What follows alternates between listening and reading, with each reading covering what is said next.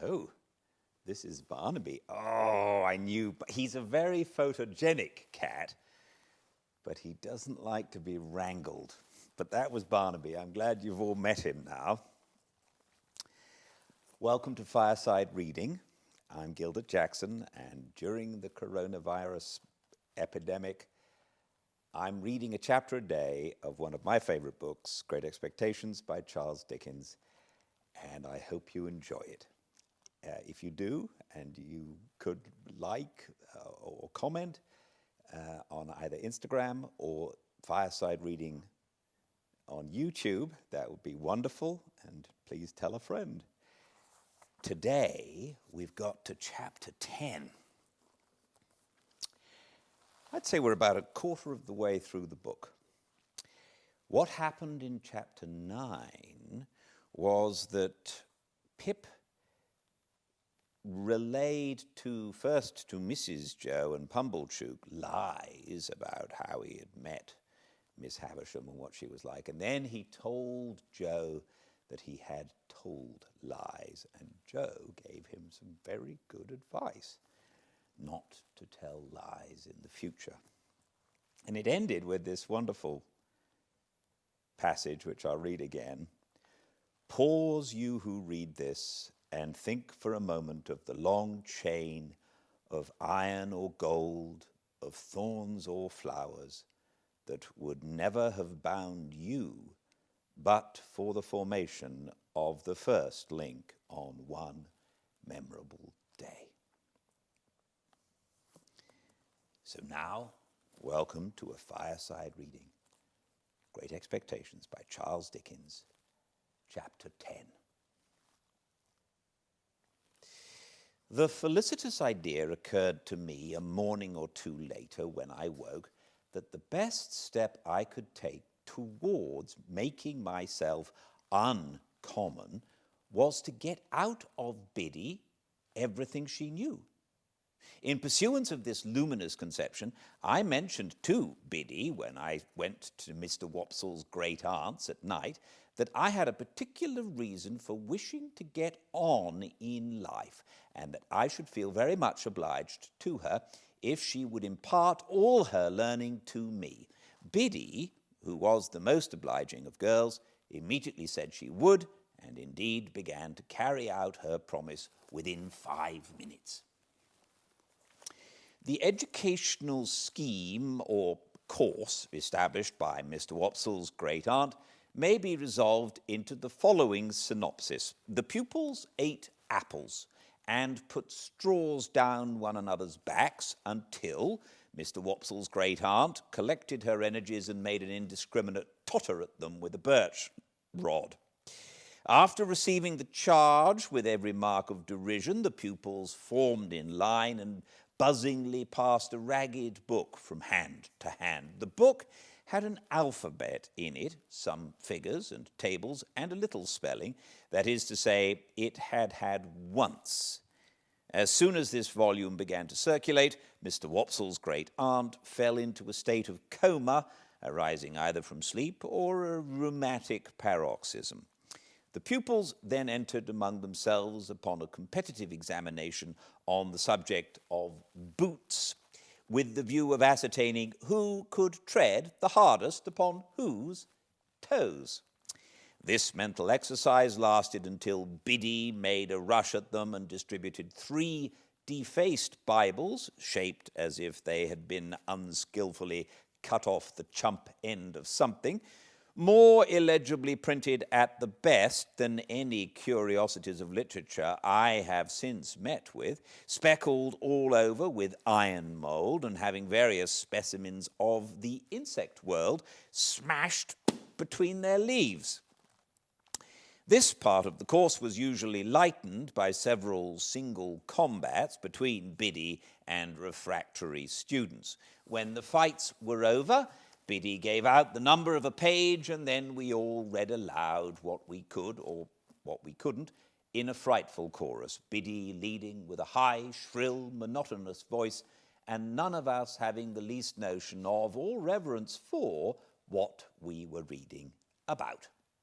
When this horrible din had lasted a certain time, it mechanically awoke Mr. Wopsle's great aunt, who staggered at a boy fortuitously and pulled his ears.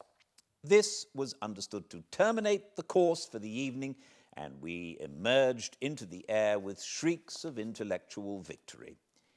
It is fair to remark that there was no prohibition against any pupil's entertaining himself with a slate or even with the ink, when there was any, but that it was not easy to pursue that branch of study in the winter season on account of the little general shop in which the classes were holden, and which was also Mr. Wopsle's great-aunt's sitting-room and bedchamber, being but faintly illuminated through the agency of one low-spirited dip candle and no snuffers. It appeared to me that it would take time to become uncommon under these circumstances. Nevertheless, I resolved to try it, and that very evening Biddy entered on our special agreement by imparting some information from her little catalogue of prices under the head of moist sugar, and lending me to copy at home a large old English D, which she had imitated from the heading of some newspaper, and which I supposed, until she told me what it was, to be a design for a buckle. Of course, there was a public house in the village, and, of course, Joe liked sometimes to smoke his pipe there. I had received strict orders from my sister to call for him at the Three Jolly Bargemen that evening on my way from school, and bring him home at my peril. To the Three Jolly Bargemen, therefore, I directed my steps. There was a bar at the Jolly Bargemen with some alarmingly long chalk scores in it on the wall at the side of the door, which seemed to me to be never paid off. They had been there ever since I could remember, and had grown more than I had, but there was a quantity of chalk about our country, and perhaps the people neglected no opportunity of turning it to account. It being Saturday night, I found the landlord looking rather grimly at these records, but as my business was with Joe, and not with him, I merely wished him good evening, and passed into the common room at the end of the passage, where there was a bright, large kitchen fire, and where Joe was smoking his pipe in company with Mr. Wopsle and a stranger. Joe greeted me as usual with, "Hello, Pip, old chap." And the moment he said that, the stranger turned his head and looked at me. He was a secret-looking man whom I had never seen before. His head was all on one side, and one of his eyes was half shut up, as if he were taking aim at something with an invisible gun. He had a pipe in his mouth, and he took it out, and after slowly blowing all his smoke away and looking hard at me all the time, nodded. So I nodded, and then he nodded again, and made room on the settle beside him that I might sit down there. But as I was used to sit beside Joe whenever I entered that place of resort, I said, "No, thank you, sir," and fell into the space Joe made for me on the opposite settle. The strange man, after glancing at Joe and seeing that his attention was otherwise engaged, nodded to me again when I had taken my seat, and then rubbed his leg in a very odd way, as it struck me. "You was saying," said the strange man, turning to Joe, "that you was a blacksmith?" Yes, I said it, you know," said Joe. "What'll you drink, mister? You didn't mention your name, by the by." Joe mentioned it now, and the strange man called him by it. "What'll you drink?" Mr. Gargery, at my expense, to top up with? Well, said Joe, to tell you the truth, I ain't much in the habit of drinking at anybody's expense but my own. Habit? No, returned the stranger, but once in a way, and on a Saturday night too. Come, put a name to it, Mr. Gargery. I wouldn't wish to be stiff company, said Joe. Rum? Rum, repeated the stranger. And will the other gentleman originate a sentiment? Rum, said Mr. Wopsle. 3 rums, cried the stranger, calling to the landlord. Glasses round. This other gentleman, observed Joe by way of introducing Mr. Wopsle, is a gentleman that you would like to hear give it out, our clerk in church.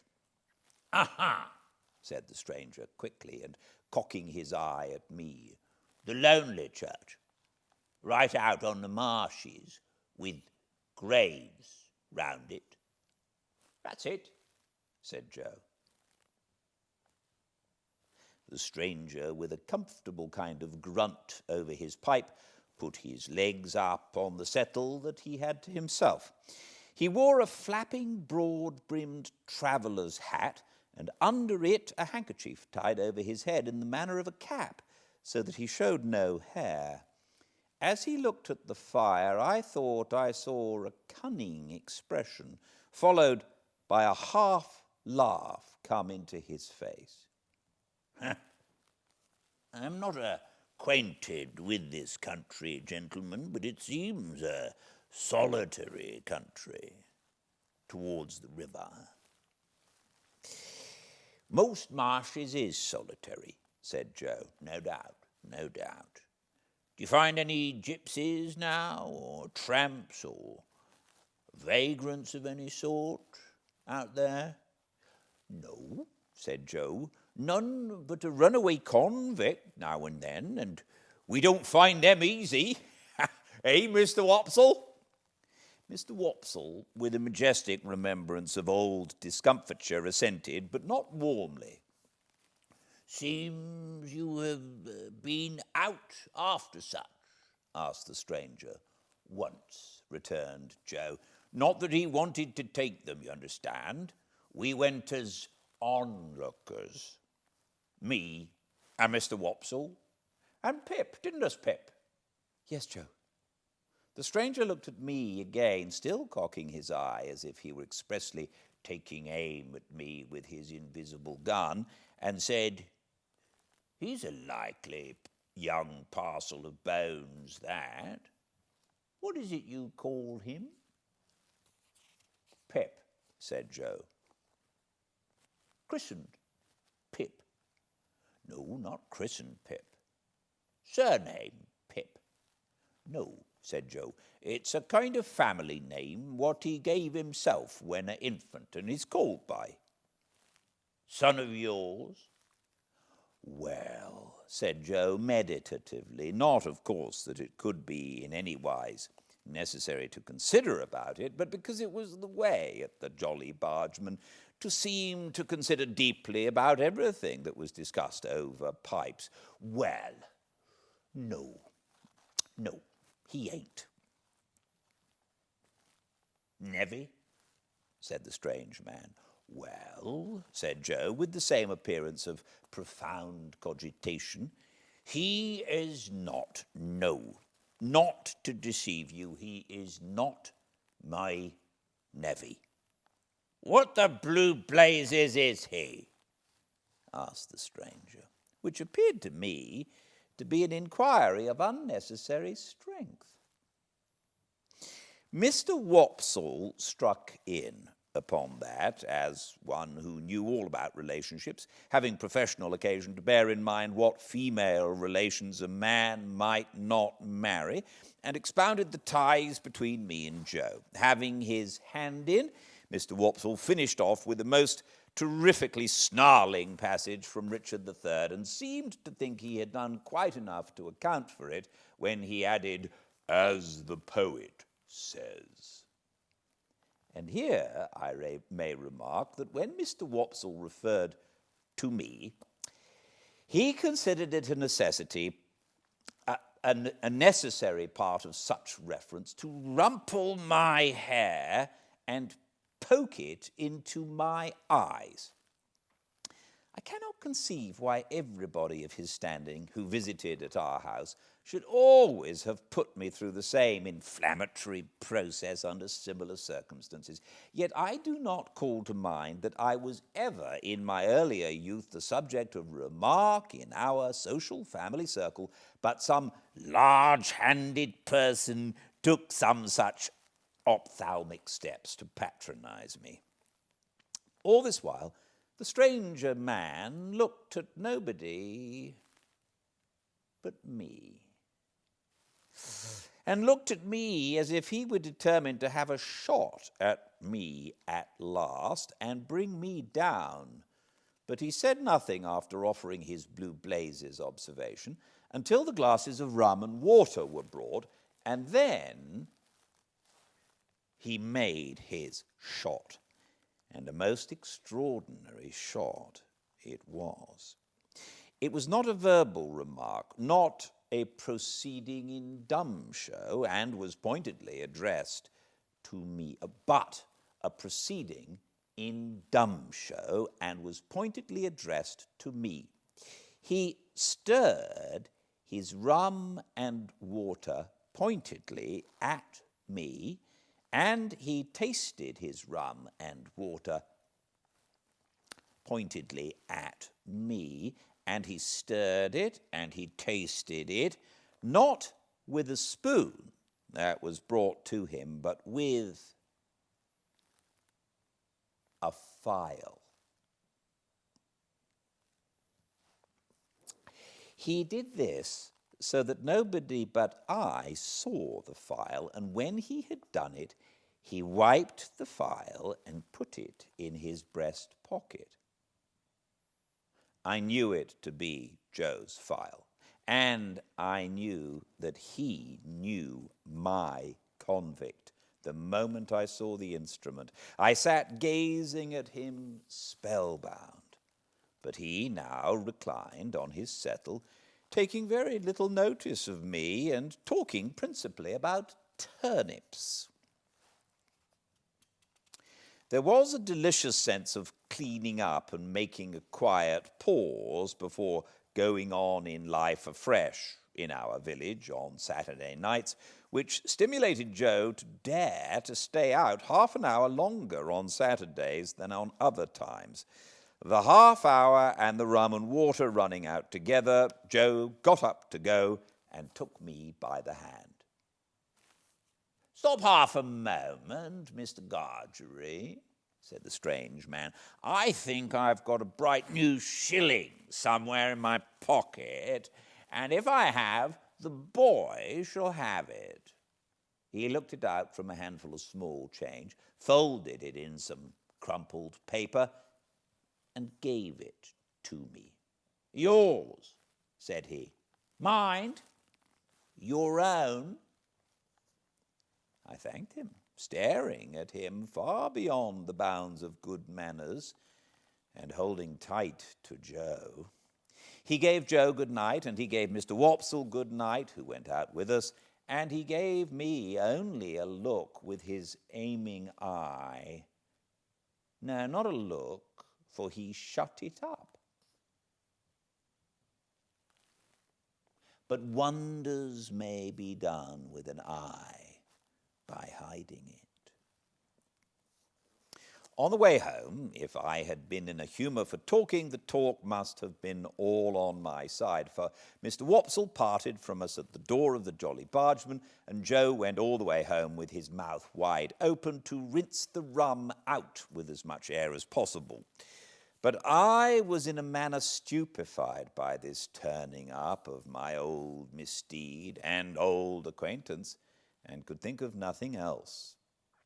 My sister was not in a very bad temper when we presented ourselves in the kitchen, and Joe was encouraged by that unusual circumstance to tell her about the bright shilling. A bad un, I'll be bound, said Mrs. Joe triumphantly, or he wouldn't have given it to the boy. Let's look at it. I took it out of the paper, and it proved to be a good one. But what's this? Said Mrs. Joe, throwing down the shilling and catching up the paper. 2 £1 notes? Nothing less than 2 fat, sweltering £1 notes that seemed to have been on terms of the warmest intimacy with all the cattle markets in the country. Joe caught up his hat again and ran with them to the Jolly Bargemen to restore them to their owner. While he was gone, I sat down on my usual stool and looked vacantly at my sister, feeling pretty sure that the man would not be there. Presently Joe came back, saying that the man was gone, but that he, Joe, had left word at the 3 Jolly Bargemen concerning the notes. Then my sister sealed them up in a piece of paper and put them under some dried rose leaves in an ornamental teapot on the top of a press in the state parlour. There they remained, a nightmare to me, many and many a night and day.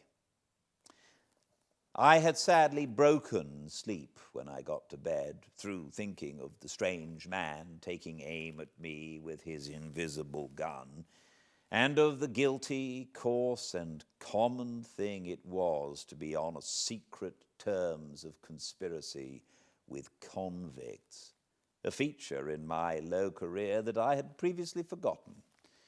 I was haunted by the file, too.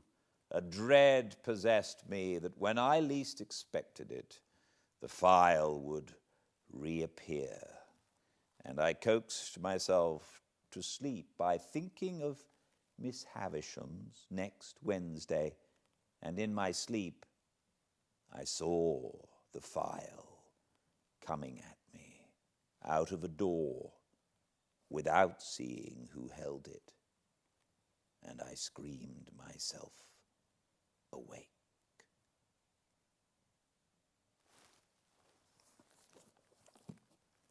Thank you for joining me. I hope this helps, and I hope that I'll see you here tomorrow for the next chapter of Fireside Reading. Until then, please be well.